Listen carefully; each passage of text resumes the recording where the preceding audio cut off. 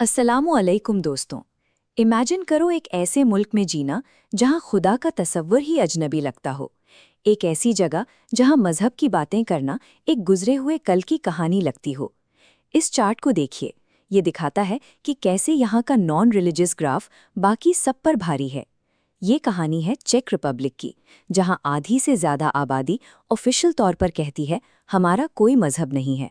और हैरानी की बात यह है कि ये मुल्क खूबसूरत रिलीजियस आर्किटेक्चर से भरा पड़ा है, लेकिन ये इमारतें अब सिर्फ एक म्यूजियम की तरह खड़ी हैं, जहां पत्थर तो हैं पर रूहानियत यानी स्पिरिचुअलिटी बर्फ की तरह जम चुकी है। इसी भीड़ और अजीब से बंजरपन के बीच एक छोटी सी मुस्लिम कम्युनिटी ने खुद को बिल्कुल अकेला पाया, एक ऐसी जमीन पर जहां उनके ईमान को सहारा देने के लिए कोई ठिकाना नहीं था।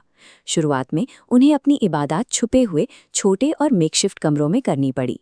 ये तस्वीर उन्हीं शुरुआती दिनों की है, बंद कमरों में सजदे करते हुए वो लोग जिन्हें सिर्फ एक दूसरे का सहारा था। लेकिन इंसान अंधेरे में कब तक जी सकता है? एक वक्त आया जब उन्होंने फैसला किया कि अब और साए में नहीं रहेंगे। उन्होंने एक ऐसी मस्जिद का ख्वाब देखा जो उनकी अपनी हो, जो ऑफिशियल हो।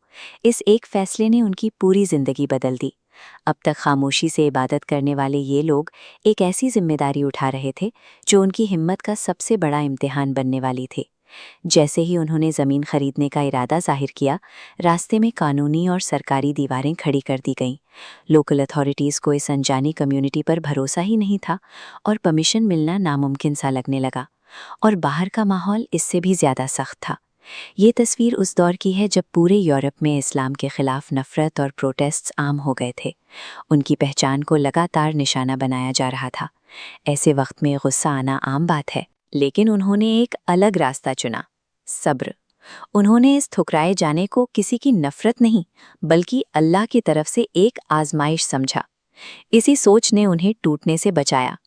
बिना किसी शोर या झगड़े के उनकी खामोश मेहनत और आपस का भाईचारा और ज्यादा मजबूत होता गया। असल लड़ाई मिट्टी और सीमेंट की परमिशन लेने की नहीं थी। असल लड़ाई थी अपने अंदर के ईमान को जिंदा रखने की, जब आसपास की पूरी दुनिया उन्हें मिटा देना चाहती थी। पैसों का इंतजाम करना अपने आप में एक लंबा सफर था। उनके पास कोई बड़े अमीर बैकर्स नहीं थे।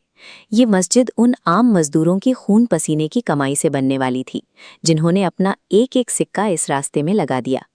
और फिर सालों की नाकामी और इंतजार के बाद वो दिन आ ही गया, जब जमीन उनकी हुई और अपने हाथों से उन्होंने उस मस्जिद की पहली ईंट रखी। जैसे जैसे सीमेंट और पत्थर आपस में जुड़ते गए, वैसे वैसे ये छोटी सी भीड़ एक अटूट परिवार में बदल गई। इन दीवारों के साथ उन्होंने उस जमीन पर अपनी हमेशा की पहचान गाड़ दी। ये उनका एक खामोश ऐलान था कि अब वो इसी मिट्टी का एक अटूट हिस्सा है। आखिरकार मस्जिद के दरवाजे खुल गए और यूरोप की उस ठंडी सेक्युलर हवा में पहली बार आज़ान की आवाज़ बिना किसी डर के ओपनली गूंज उठी। बच्चे, जवान, बुजुर्ग, सबके चेहरों पर एक अजीब सा सुकून था। कई पीढ़ियों के बाद पहली बार उनके पास एक ऐसी बाइज्जत और खूबसूरत जगह थी जहां वो सब एक साथ सजदा कर सकते थे। इस तस्वीर को ध्यान से देखिए। लोग शांति से नमाज पढ़ रहे हैं और एक छोटी बच्ची के हाथ में चेक फ्लैग है। उन्होंने अपना मजहब भी बचाया और उस कम्युनिटी का हिस्सा बनने को दिल से अपनाया भी। सच्चा ईमान किसी आसान रास्ते या वेलकमिंग एनवायरनमेंट का मोहताज नहीं होता। अगर इरादा पुख्ता हो तो वो किसी भी बंजर जमीन के अंदर से अपना खुद का ठिकाना बना सकता है।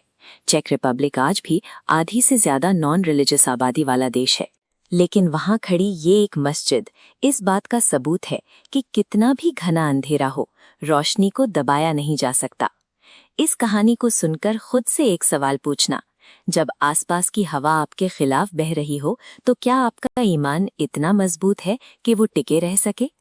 अगर इन लोगों के सब्र और हिम्मत की कहानी ने आपके दिल को छुआ है तो इस वीडियो